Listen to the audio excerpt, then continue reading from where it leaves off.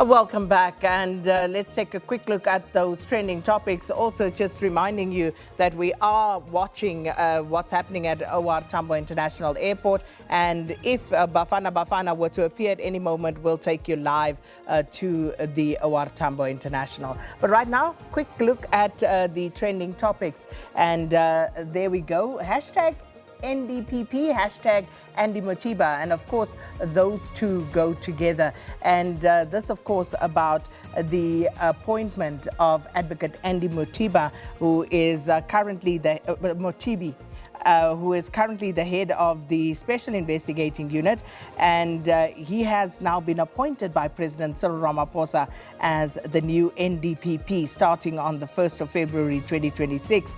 Lots of talk about this particular appointment in terms of the fact that the president decided to appoint Motibi, this after that public process of open selection where none of the candidates was actually appointed who were part of that process because the advisory panel concluded that none of those who were interviewed were actually suitable for the role. So some people asking, so why didn't the president just right off the bat apply his mind and appoint someone? But then of course others saying that it is important that we actually get to see these people who are applying for the job and how they actually fare.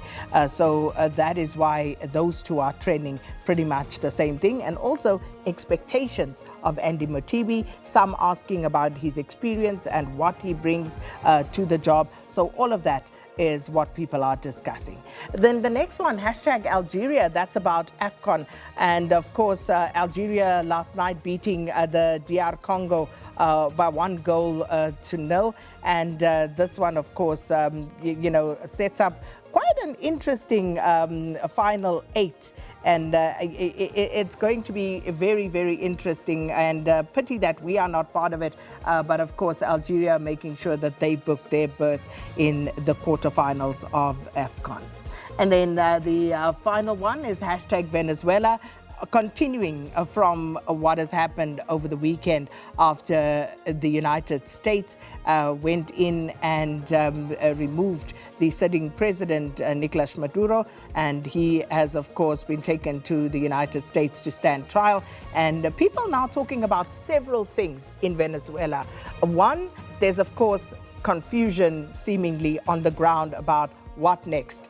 The opposition also, coming out, and people want to know, whether this is actually going to result in a change in government in Venezuela. So that is one of the issues. Then the big story seemingly right now in Venezuela is about the oil reserves and what's going to happen with that.